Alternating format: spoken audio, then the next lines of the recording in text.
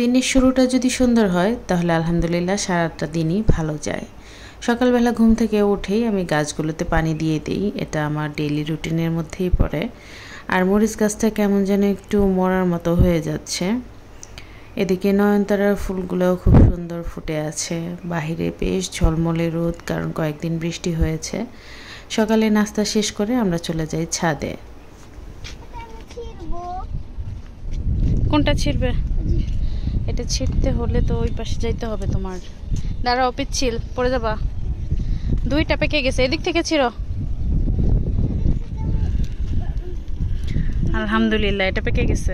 আমি ছিঁড়ে দিই তাহলে, তুমি হাতে রাখো। এটা ফুলটা অনেক সুন্দর হয়।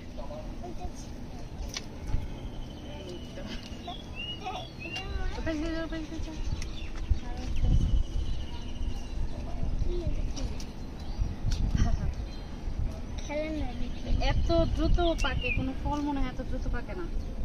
এটা নাও। ছাদের থেকে ড্রাগন নিয়ে এসে আমি দুপুরে রান্নাটা বসিয়ে দিয়েছি। সবার আগে ভাতটা চুলায় বসিয়ে দিয়ে আমি এর তরকারির সবজিগুলো কেটে নিচ্ছিলাম। কাটা হয়ে গেলে আমি তরকারিটাও বসিয়ে দিচ্ছি। একটা ভালো দিন পাওয়ার জন্য অনেকগুলো খারাপ দিনের সাথে লড়াই করতে হয়, অনেক খারাপ পরিস্থিতির সাথে লড়াই করতে হয়।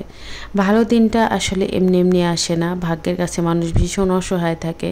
আপনি যতই পরিশ্রম করেন, যতই চেষ্টা করেন না কেন, ভাগ্য যদি আপনার সহায় না থাকে, আপনার চেষ্টা আর পরিশ্রম দুটোই বৃথা হয়ে যাবে। তাই সবসময় চেষ্টাটা করুন এবং আল্লাহর কাছে দোয়া করতে থাকুন, কারণ দোয়াই একমাত্র মানুষের ভাগ্য পরিবর্তন করতে পারে। যে কোনো পরিস্থিতিতে ধৈর্য ধরে মোকাবেলা করাটা কিন্তু খুব জরুরি, কারণ ধৈর্য যদি না থাকে আপনি এমনিতেই হেরে যাবেন। বারবার একটা কথাই আমি সবসময় ভাবি এবং মনে রাখি, সত্যি অনেকগুলো খারাপ দিন পার করে যখন একটা ভালো দিন জীবনে আসে, ওই দিনের পরিপূর্ণতাটা বোঝা যায় যে এই দিনটা আসলে কতটা গুরুত্বপূর্ণ। আর যখন আমরা খুব সহজেই অনেক কিছু পেয়ে যাই, তখন কিন্তু এই পাওয়াটা আমাদের কাছে অতটা গুরুত্বপূর্ণ থাকে না, বা আমরা বুঝিও না এই জিনিসটা পাওয়া অনেকের কাছে অনেক চ্যালেঞ্জিং। আমি যে অবস্থানে আছি, এই অবস্থানটা হয়তো আমার কাছে ভালো লাগে না, আমি আরও বেটার কিছু চাই। তবে আমার এই অবস্থানটা অনেক মানুষের কাছে স্বপ্ন, অনেক মানুষ স্ট্রাগল করে যাচ্ছে এই অবস্থানে আসার জন্য। তাই যখন যে পরিস্থিতিতেই থাকেন না কেন আলহামদুলিল্লাহ বলবেন, কারণ আপনার থেকেও অনেক খারাপ অবস্থায় অনেক মানুষ রয়ে গেছে, যারা আপনার অবস্থানে আসার জন্য বছরের পর বছর আপ্রাণ চেষ্টা করেও এই অবস্থানে আসতে পারছে না। তাই সবসময় শুকরিয়ার সাথে ধৈর্য ধরে যে কোনো পরিস্থিতি মোকাবেলা করাটা অনেক বেশি জরুরি। বিপদ দেখে না আমার কখনোই ভয় লাগে না। আমার মনে হয় যে আমার আশপাশে এমন কিছু বিপদ তৈরি হয়ে গেছে, আল্লাহ হয়তো ওই বিপদগুলোর থেকে বাঁচানোর জন্য ছোট্ট একটা বিপদে আমাকে ফেলেছেন আমার পরীক্ষা করার জন্য, অথবা আমাকে এমন কিছু থেকে বাঁচিয়ে নিচ্ছে যে বিপদগুলো হয়তোবা আমি দেখতে পাচ্ছি না। এই ছোট বিপদটা দেখে ঘাবড়ানোর কিছু নাই। আপনার জীবনে যখন যে অঘটনটাই ঘটুক না কেন, আপনি সবসময় এটা মনে রাখবেন আপনার আশপাশে আরও বড় বড় ঘটনা আপনার জন্য তৈরি হয়েছে, যার জন্য আল্লাহ ছোট্ট এই বিপদ দিয়ে আপনাকে বড় ধরনের বিপদ থেকে রক্ষা করে নিয়েছে।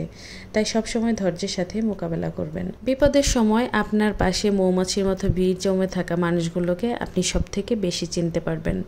আসলে এত ভিড়ের মধ্যে আপনার কে প্রকৃত বন্ধু আর কে প্রকৃত বন্ধু না, এটা চেনার জন্য মনে হয় মাঝে মাঝে ছোটোখাটো একটু ঝড় ওঠা জীবনে খুব বেশি জরুরি।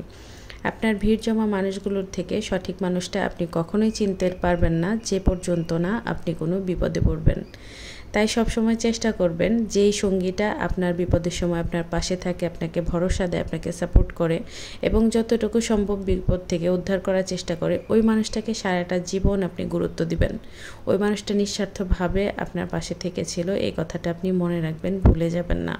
হাজারটা ভুল মানুষ জীবনে থাকার থেকে একটা সঠিক মানুষ থাকা অনেক বেশি জরুরি, যার সাথে আপনি ভালো থাকতে পারবেন। তাই বিপদের সময় সঠিক মানুষটাকে চিনে তাকে সঙ্গ দিন।